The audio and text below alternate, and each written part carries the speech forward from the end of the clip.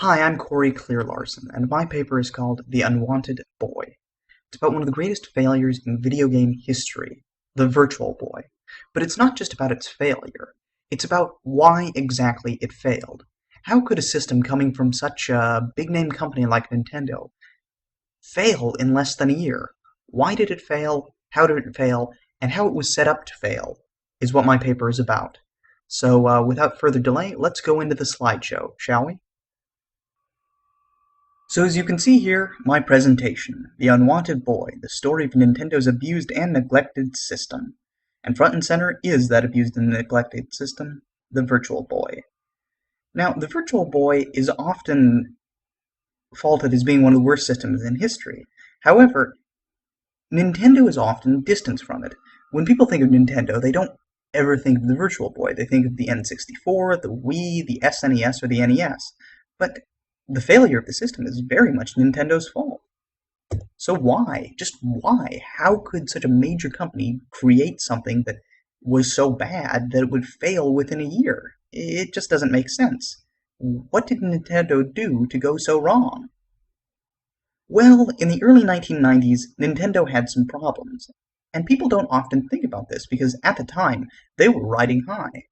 However, they wanted to create a disc add-on to the Super Nintendo to extend the life of the system and give them a little bit more time to build their next console. However, this had some issues. The first partnership was with Sony, and Nintendo eventually learned that Sony was basically using them to get into the gaming world. So they broke off that partnership, which wasted both time and money for Nintendo. Their second partnership was with Philips, who did the exact same thing. And once that partnership ended, Philips was actually able to use, legally, some of Nintendo's properties on their own new console, the Philips CDI. Things got even worse for Nintendo, because by late 1994, Sega, Atari, and Sony all had consoles on the market. Nintendo would not be able to release their N64 until 1996. This was bad for Nintendo, because they could lose a lot of ground in the console wars. So what do? They turn to Gunpei Yokoi, who was the creator of the Game Boy. Currently, Yokoi was experimenting with the VR32, a three-dimensional gaming system. However, Yokoi was hesitant about releasing the system as early as 1995, which is what Nintendo wanted. However, they needed to release something, and they felt that they had already put enough money into the project. They weren't going to wait any longer. So, in the summer of 1995, the Virtual Boy was released. And people didn't like it. The Virtual Boy was met with overwhelmingly negative reviews upon its release, and the biggest criticism was that it was all monochrome red.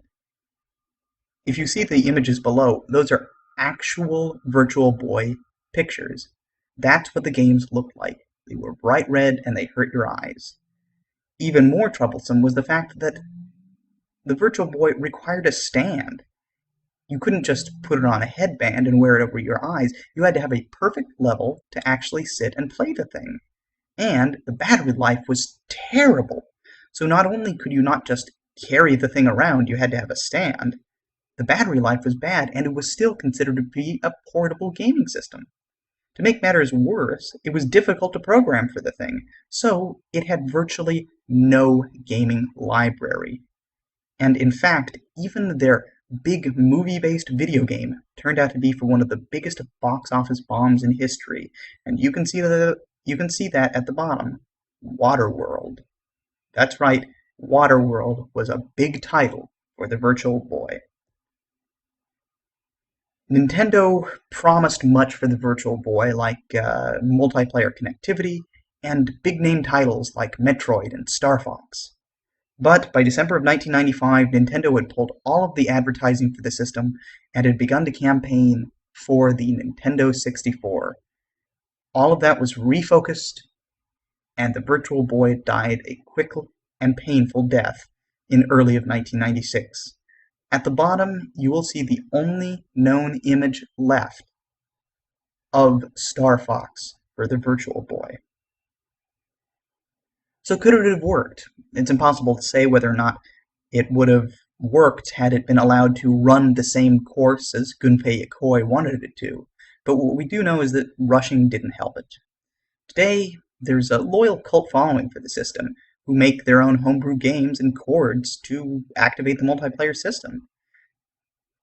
Perhaps in the hands of the fans it will get some sort of redemption, but really the system was bad. It hurts your eyes, and even when the games are well designed, even by the fans, they're still red. As you can see, 3 homebrewed games for the Virtual Boy made by fans, all for 3 major titles that people would have loved to have seen on the Virtual Boy, but they are still red, and the system was still a failure.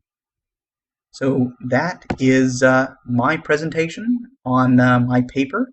I hope you enjoyed it, and I hope someday, if you've never played one, that you'll get a chance to play the Virtual Boy. Because if there's one system that it's very difficult to find good things about, it's the Virtual Boy. So thank you, and have a good day.